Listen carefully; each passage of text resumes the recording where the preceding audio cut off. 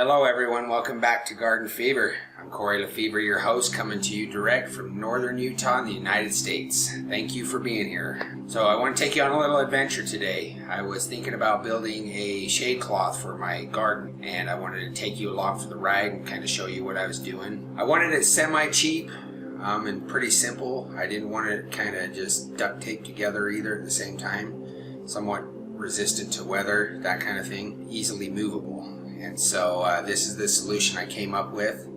I'm sure there's a lot of different ideas out there, but I wanted to show you what I came up with. It's a pretty good method. Shade cloth can be a good thing, especially if you grow plants in very hot and sunny areas like Arizona, Utah, places like that. We get some pretty brutal summers here in Utah, up in the hundreds even. Shade cloths can do a lot of help for you. They can take the ease off of the stress off of your plants. Midsummer. What I've noticed in the past is they'll get decent growth in the spring when it's slightly cool, but as it hits midsummer, there's just a slow when it comes to growth, and then it kind of picks up as it cools off into fall. With a shade cloth, though, you can kind of ease the stress off of them, and then you get better growth throughout the whole season. And for us that have short seasons or not as year-round seasons, that can be a big deal. I chose a 40% shade cloth that's movable, and I wanted that on purpose. You could cement it, make it permanent, level it off. I wasn't going to get that technical. I don't care if it leans a little bit or whatever. With the wind, if you just bury it, you might get some leanage. But for the most part, it's pretty good. Let me take you along for the ride. We'll get right into it. Let's start the construction of this shade cloth for my garden. I wanted this to be movable and also somewhat permanent and easy to change out the shade cloth. This is a 10 by 20. I got these little hooks. I'm a little bit worried about the wind, so I'll try and find a way to fasten these on or get them to stick really good. But I figure 4 each corner, and then this has looped O-rings on the corners that I can just attach them to this. I'm going to use little clippies, little ring clips. That way, over time, when it wears or tears or something like that, I can switch these out pretty quick. This is a 40% shade cloth.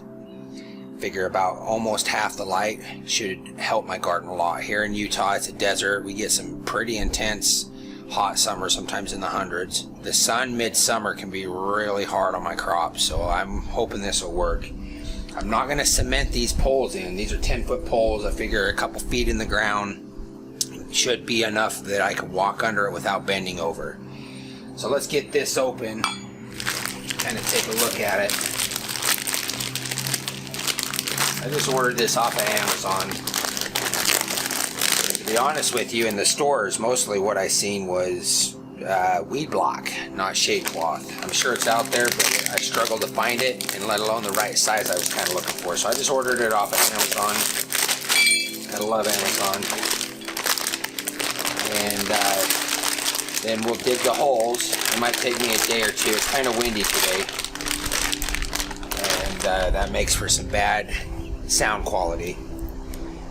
But of course you'll see it right away because it'll be edited. I'll just use my favorite weeding tool. This was a favorite of mine. It does a great job. Yeah, here we go. So I need to spread this out over the garden. I'll take a shot of it real quick, but see, there's O-rings, and I may need 6 in the middle to kind of make it sturdy. Like I said, we get some wind too, and I'm a little bit worried about that. But nice, strong, for how cheap it kind of is, and that should work. And then when it wears and tears, which it will inevitably do, we will just switch them out, and the poles should be permanent and movable. And then I can just add 2 poles another 10 feet out and add a second shade cloth pretty easily. And I'm just going to do that and create an awning over my entire garden. And anyway, we'll cut from here, and we'll show you kind of spread over, show you the length. This is 10 by 20. Okay, so like I said, it's kind of windy, so I'm not going to leave this up here, but this should give you an idea. It's looking like 2 rows, so we'll probably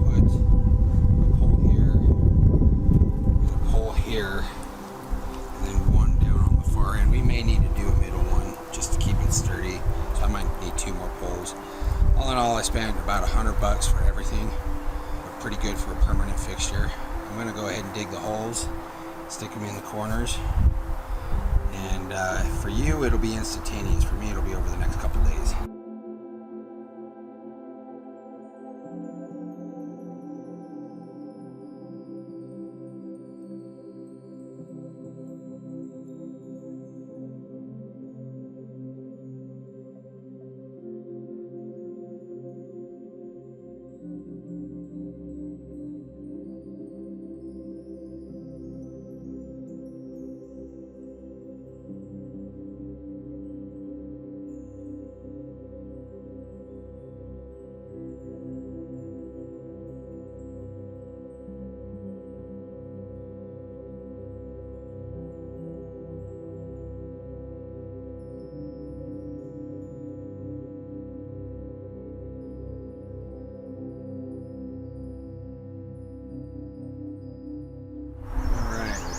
Done.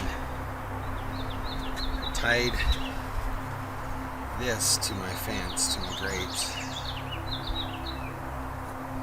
Give it a little bit of extra support in the middle, so pretty good. I'm excited. And then all I got to do is add 2 poles on this side, and I can do another layer. So anyway. Bad little idea. Yeah, it's so bright out here, I can't see if I'm in focus or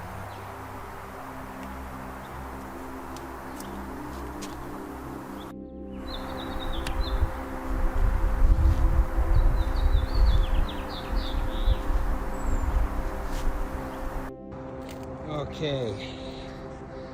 I ended up going 3 poles. Just because it had too big of a droop in the middle. Now I can walk under it with ease. I did not cement them in because I want them to be able to be movable. You may choose to do that. I'm sure you can get them more level and more perfectly even if you decide to cement them in. Then they won't budge with the wind. The wind does kind of move the poles around a little bit. But overall, there you go. It's cooler under here. Better growth for the plants, a little less intense, a little better on the water.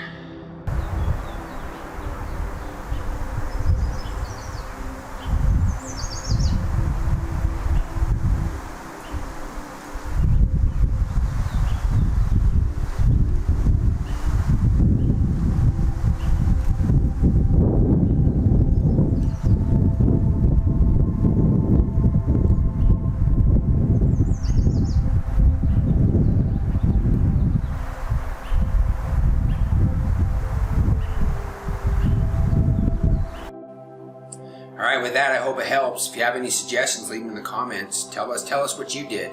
Like, share, subscribe, comment, all that fun stuff. You know the routine. And put your ideas in the comments. I'm sure everybody would love to hear what you did to shade yours. I'm excited about this because now all I have to do is add some extra poles and then I can do another layer, and it's like hitting squares throughout the garden. And it's movable. So with that, let's make this world a paradise, 1 yard at a time. I'm Corey Lefevre with Garden Fever.